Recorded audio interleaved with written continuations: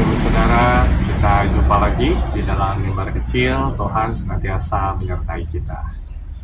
Bapak Ibu Saudara, minggu ini saya berkesempatan menghadiri wisuda rekan-rekan yang lulus pada tahun ini, tahun 2025. Mereka sudah berhasil menyelesaikan seluruh proses pembelajaran mereka di kampus atau departemen mereka masing-masing. Dan melalui momen yang sukacita ini, saya merenungkan satu hal Bapak Ibu, yaitu proses belajar. Belajar bukan hanya dalam artian sempit seperti di kelas, tapi belajar dalam arti yang luas.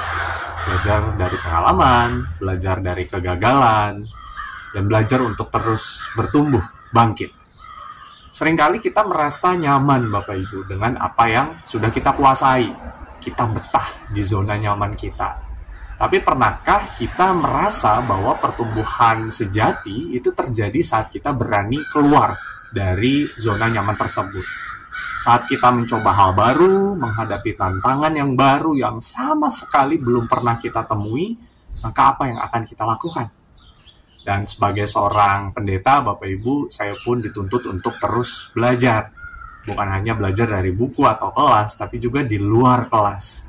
Saya belajar tentang jemaat di tanah rantau ini, belajar tentang pelayanan, belajar tentang diri sendiri. Dan percayalah, proses belajar ini tidak selalu mulus.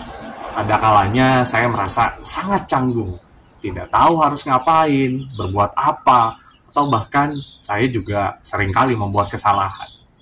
Menariknya Bapak Ibu Saudara, Alkitab juga banyak berbicara tentang proses belajar dan pertumbuhan. Mari bersama kita membaca Amsal 24 ayat 16. Sebab 7 kali orang benar jatuh, namun ia bangun kembali. Tetapi orang fasik akan roboh dalam bencana. Bapak Ibu Saudara yang dikasihi Tuhan, ayat ini sangat menarik. Ia mengatakan bahwa orang benar tidak anti jatuh. Orang benar juga bisa jatuh. Dikatakan bahwa sampai 7 kali Bapak Ibu Saudara. Yang banyak penulis Alkitab, banyak penafsiran Alkitab mengatakan ini adalah simbol. Tapi kita bisa mengatakan bahwa ia berkali-kali jatuh. Namun jatuh bukan akhir dari proses itu. Ia bangun kembali, ia bangkit kembali. Itu artinya pesan yang kuat buat kita, kadang hidup ini dipenuhi dengan kegagalan, tantangan, kesulitan yang membuat kita seringkali jatuh Bapak Ibu. Dalam pekerjaan misalkan, dalam relasi, hubungan, atau bahkan dalam perjalanan spiritual iman kita. Kita bisa jatuh. Dan jatuh itu menyakitkan, memalukan, bahkan membuat kita ingin menyerah saja. Namun firman Tuhan hari ini mengajak saya dan Bapak Ibu Saudara untuk melihat kegagalan ini bukan sebagai akhir, tetapi sebagai proses, sebagai guru yang terbaik. Setiap kesalahan, setiap kesulitan, setiap kegagalan adalah kesempatan kita untuk belajar. Apa yang bisa saya pelajari dalam situasi yang tidak mudah ini? Bagaimana saya bisa melakukannya dengan lebih baik lain kali pada kesempatan mendatang?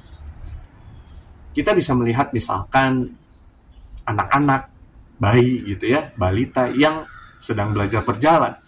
Dia jatuh berulang kali, tapi apakah ia berhenti Bapak Ibu? Tidak.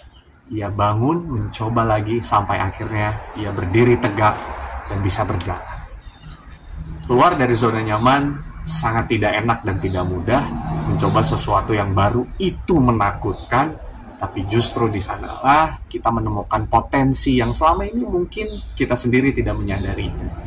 Belajar dari kegagalan memang menyakitkan, tapi pada titik itulah kita menemukan kekuatan dan juga kebijaksanaan. Mari belajar bangkit dari kesulitan meskipun tidak mudah, tapi di sanalah kita melihat anugerah Tuhan di dalam kehidupan kita. Maka mari Bapak Ibu Saudara yang dikasihi Tuhan, mari kita ubah cara pandang kita terhadap kesulitan, terhadap kegagalan. Jangan biarkan rasa takut menghalangi kita untuk belajar dan bertumbuh. Ingat juga Amsal 24 ayat 16 yang kita baca bersama. Jika kita jatuh, maka belajarlah untuk bangkit. Belajarlah untuk dari pengalaman yang tidak mudah ini kita bisa berjumpa dengan Tuhan yang menuntun kita kepada pertumbuhan yang lebih baik. Kiranya Tuhan memberkati kita senantiasa, Tuhan memberkati kita dalam proses pembelajaran kita. Amin. Mari kita berdoa. Bapa yang baik, kami bersyukur dalam proses kehidupan ini kami banyak belajar, termasuk belajar dari kegagalan, dari pengalaman yang tidak enak, dan kami bisa berjumpa dengan Tuhan lewat berbagai momen kehidupan, baik itu yang menyukakan hati kami maupun yang membuat kami berduka cita. Namun di semuanya itu kami bisa menjumpai Allah yang tetap setia, Allah yang tetap mendukung, dan Allah yang tetap senantiasa ada dalam proses belajar ini. Kiranya Tuhan memberkati dan Tuhan menguatkan kami untuk terus melangkah dalam proses ini. Kami berserah kepadamu ya Allah, ini doa kami di dalam Kristus kami berdoa. Amin.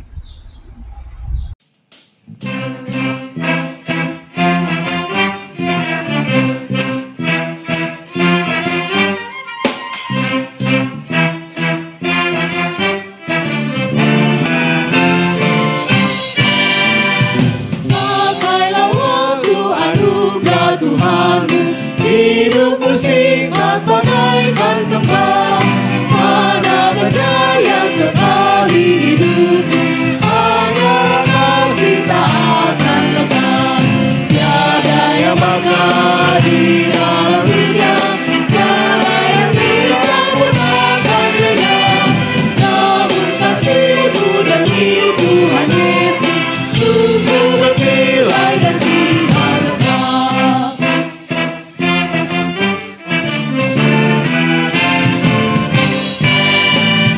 Janganlah sia-siakan waktu